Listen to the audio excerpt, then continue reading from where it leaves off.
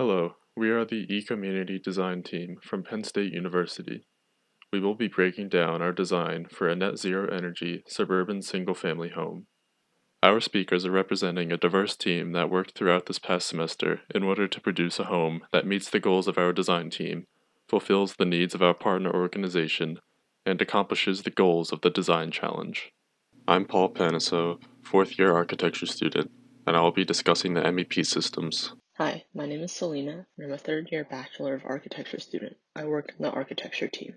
Mark Panalone, third-year architecture student, presenting on behalf of the Building Envelope team. Teresa Petcher, fourth-year architecture major with a minor in residential construction. Holly Zimmerman, a second-year architecture student, presenting our financial analysis. These are the 10 contests of the competition. We've turned them into little icons here, and when we address any relevant ones, they'll be shown in the upper right-hand corner of the slide for your reference. This year, we worked with the Center County Housing Land Trust, or CCHLT. As an organization, they help families in Center County's 82% to 120% median family income range purchase a house.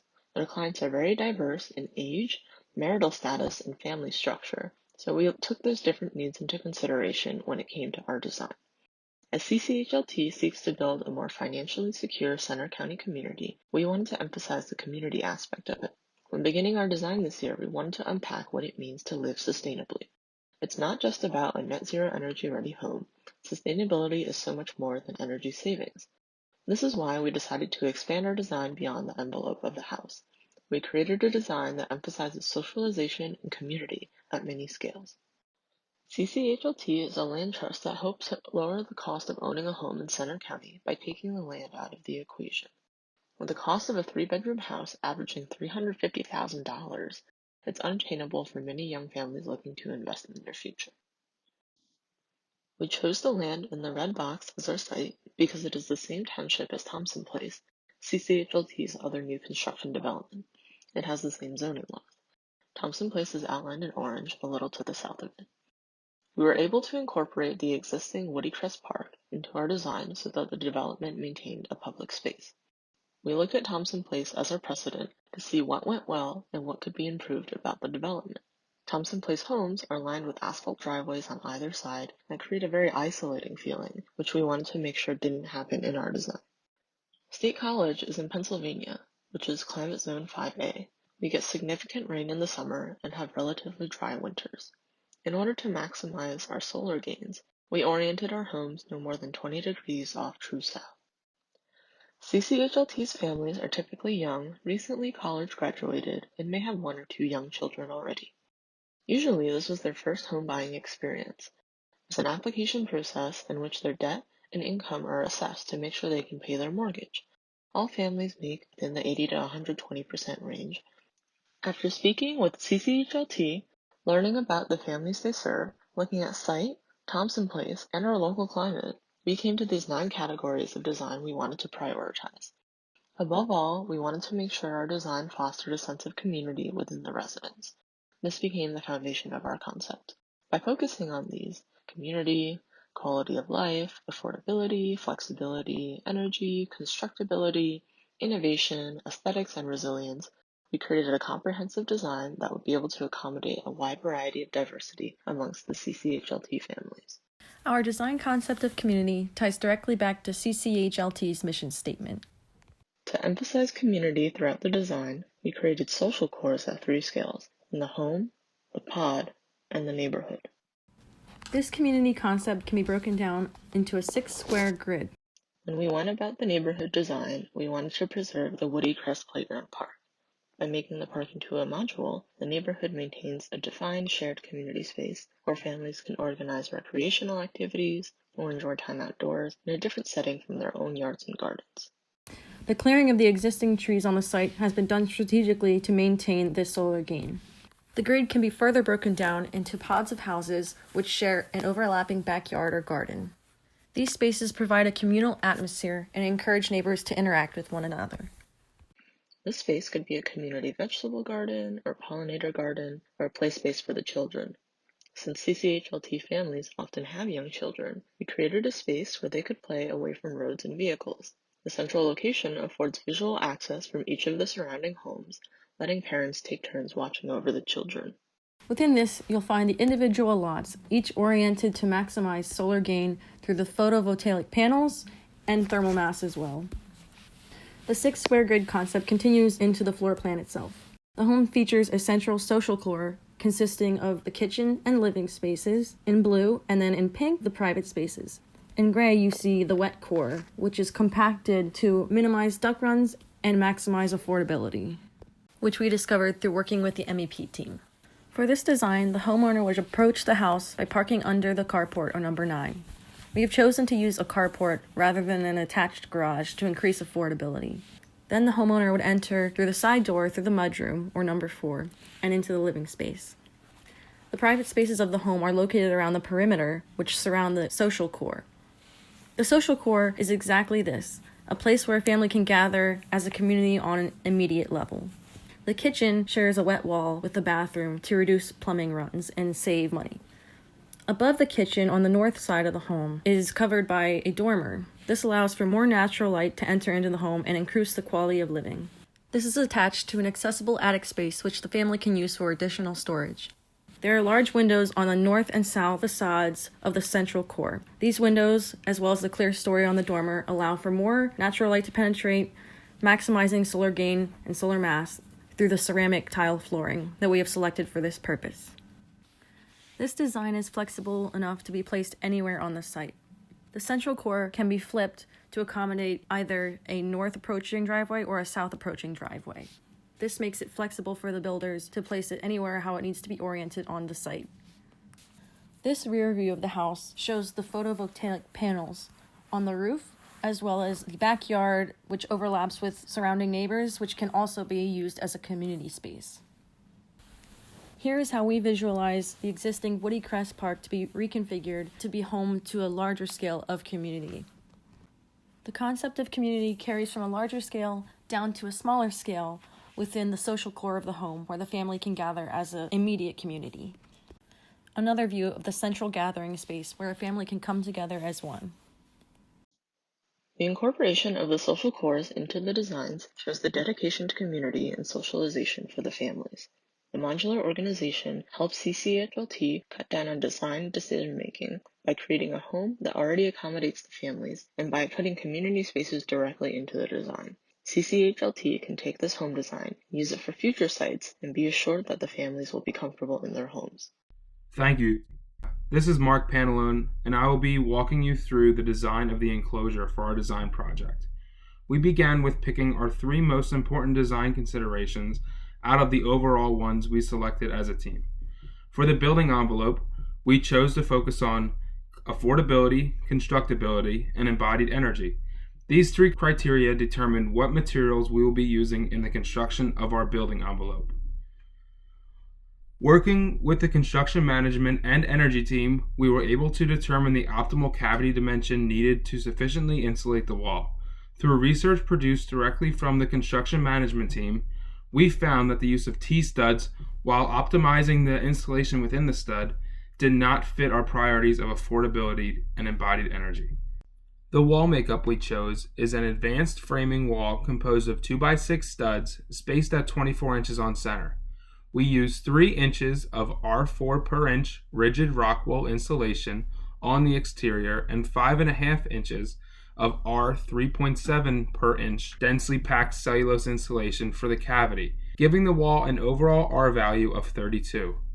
We chose lapped vinyl siding because although it has a high embodied energy, it is a cheap and easy material to work with and maintain, keeping true to our design priorities. Through Wolfie models, we determined that the rock wool performs just as well, if not better, than XPS at controlling moisture within the wall while remaining low on the embodied energy category. We also ran Wolfie models to see that our wall is able to properly control moisture and prevent mold growth by keeping the moisture within the sheathing below 16%. The Weather 2050 project suggests northern cities in the U.S. will be similar to the weather in southern cities today. The summer high will raise 5.5 degrees Fahrenheit, and the annual winter low temperature will rise 4 degrees. Using Wolfie Pro, we analyzed how our building will perform in those predicted weather conditions. The charts in front of you show that even with elevated temperatures, our building envelope is still able to properly control moisture in and out of the home. With the moisture inside the zip sheathing panel still below 16%, mold growth is inhibited, and the condensation point for water vapor still occurs on the exterior of the zip sheathing. This research proves that our building is resilient and able to withstand the current changes to our climate. For the foundation, we chose a frost-protected shallow foundation with 2 inches of R5 per inch XPS. Working closely with the construction management team, we determined that this foundation optimizes the cost of site work and excavation by minimizing the required depth of the foundation and the footings. Although we used rigid rock wool insulation on the exterior of the wall, it is not proven yet that it has the compressive strength to be placed under the foundation. For this reason, we ended up wrapping the foundation in XPS, even though it has a high embodied energy. Our roof construction was chosen with the thought of a growing family in mind and working closely with the architecture team. We designed an unvented roof system, which is vented along the roof deck to create a conditioned space in the attic for storage. Since we are in climate zone 5A, the venting along the roof deck prevents ice damming. The rigid rock wool insulation continues from the exterior of the wall to keep a continuous thermal barrier, and dense packed cellulose is to be placed between the roof rafters to insulate the space even more. Asphalt shingles allowed for affordability and resilience. Although the shingles held a high embodied energy, they were very cheap and could easily be replaced, which also matched with our design priorities. Since we are working in climate zone 5A, we needed to ensure that the roof sheathing maintained a temperature greater than 40 degrees Fahrenheit in order to prevent moisture buildup. Following our calculation for determining the required rigid insulation for an unvented roof, we utilized the formula above and tested rigid insulation R values until we were able to achieve the necessary condensing surface temperature. Now, Paul is going to discuss the design of the MEP for our house. Thank you. As Mark mentioned, our wall construction is meant to serve the climate zone of Pennsylvania. In Zone 5A, hot, humid summers and cold, dry winters are very typical. Therefore, an Energy Recovery Ventilation Unit, or ERV, was chosen as a part of the ventilation system in the house. Had we chosen a Heat Recovery Ventilation System, or HRV, instead, the home would not retain the necessary humidity in the winter, while the opposite occurs in the summer. Too much humidity gets inside. It is expected that Pennsylvania will experience drier winters and more humid summers in the future, so the ERV is the clear choice for maximizing comfort in the home in any season. We worked in collaboration with our envelope team and architecture team to determine the exact location of the ERV in the mudroom.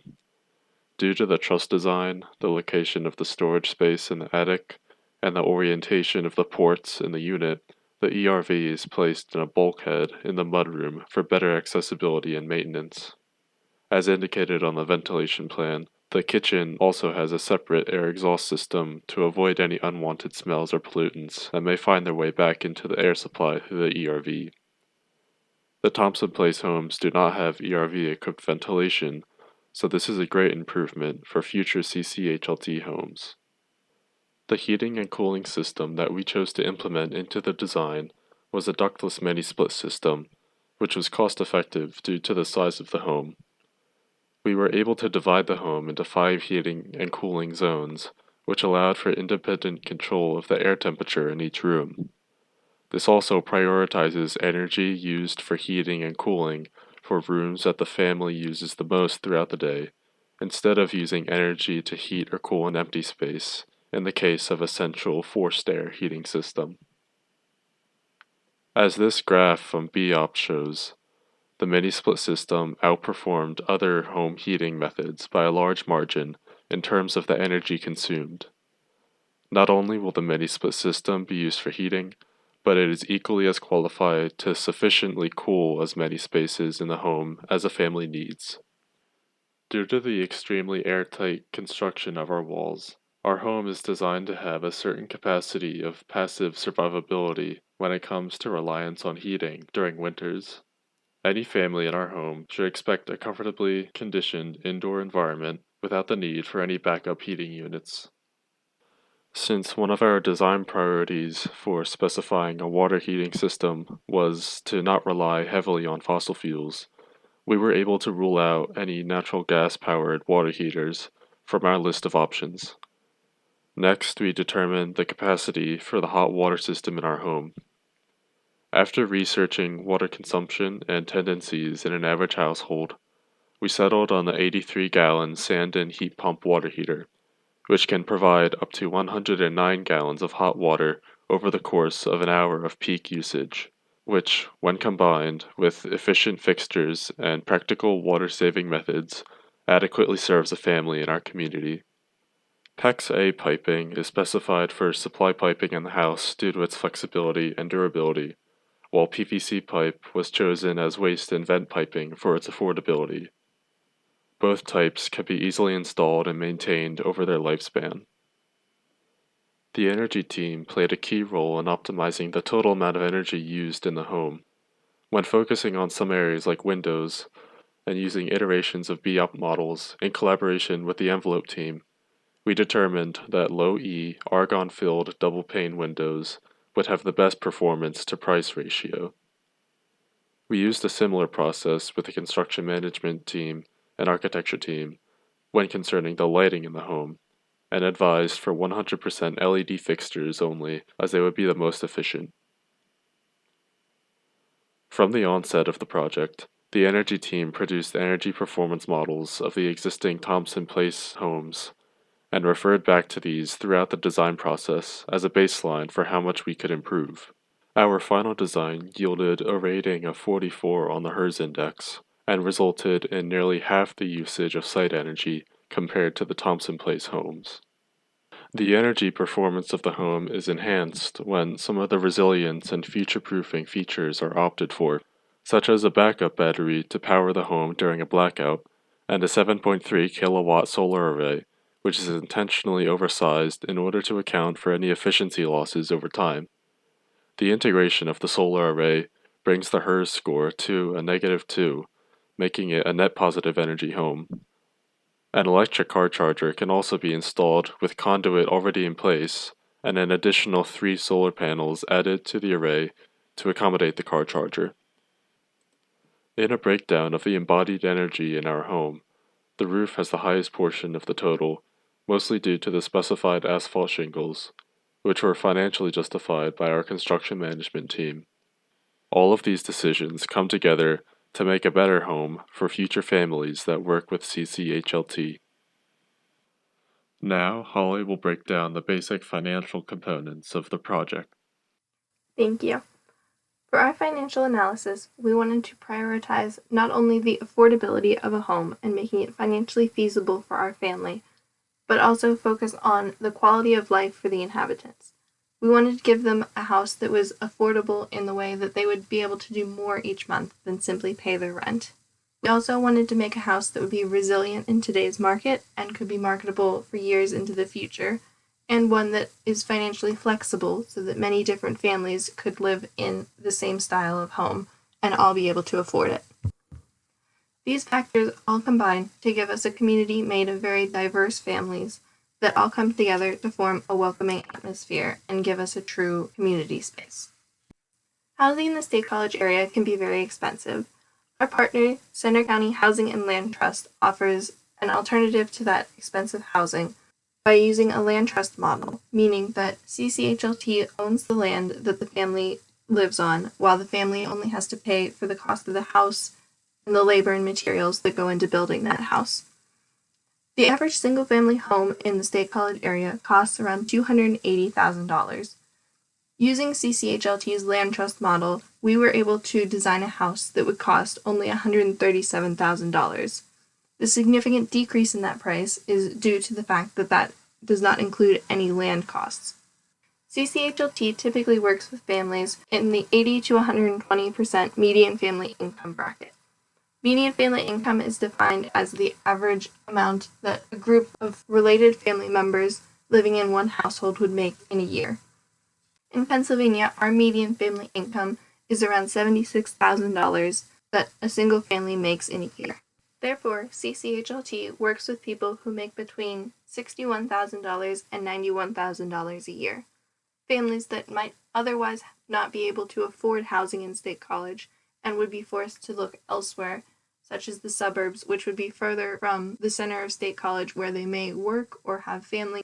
These families should not be forced to commute every day simply because there is no affordable housing available where they want to live. By working with CCHLT, we hope to provide a solution to this problem by designing affordable housing in the State College area. Our base model design, including the cost of construction, materials, and labor, but not including the cost of land, totals at around $137,000 for the homeowner. As a secondary option for the homeowners, we've designed an add-on package including a solar PV array, electric car charger, and battery pack that greatly improve the energy performance and the resilience of the house and bring the total to $194,000 for the homeowner. The optional add-on package allows our home to be flexible to account for the differences in budget with the families that we hope to work with. Here you can see the cost breakdown for the base model home we designed. The largest contributors to the price would be the labor, the foundation, and the MEP systems. Overall, the house costs $137 as the base model, making it affordable for the families. To prove that a family making 80% of the median family income would be able to afford our house, we calculated the monthly payment on both our base model home and our home with the add-on package. Assuming a 30-year mortgage, our monthly payment on the base model home would be $1,066, which results in a debt-to-income ratio of 21%. CCHLT recommends a debt-to-income ratio for housing of no more than 28%, so our base model falls well below their standard.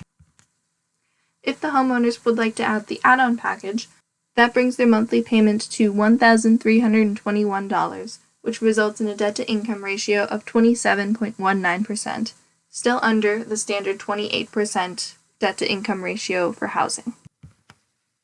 Our house, both with and without the add-on package, is affordable for families in the 80 to 120% of the median family income bracket. Through our partnership with CCHLT, we were able to design a net zero energy ready, affordable home for families that would otherwise not be able to afford housing in the State College area. CCHLT states that their mission is to strengthen communities through the development and stewardship of permanently affordable homes for people of low to moderate income. Our goal has been to help them design a net zero energy ready, affordable house model that can be applied to any site at any scale so that they can have the greatest impact possible on our area.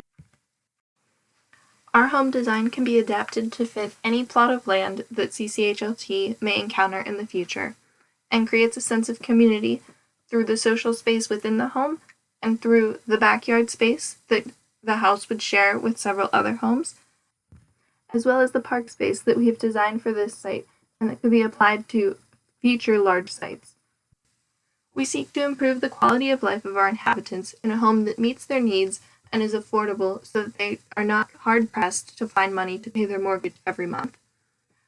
We really want to work to create affordable local housing for members of our Penn State community that allows them to stay local in the heart of State College without being forced to move to the suburbs or farther out because they're looking for affordable housing. Finally, we want to optimize Center County Housing and Land Trust output to maximize their impact on our community. CCHLT has limited staff and resources to design new homes, so we hope by providing them with one option, they can learn from this and apply it to their homes in the future.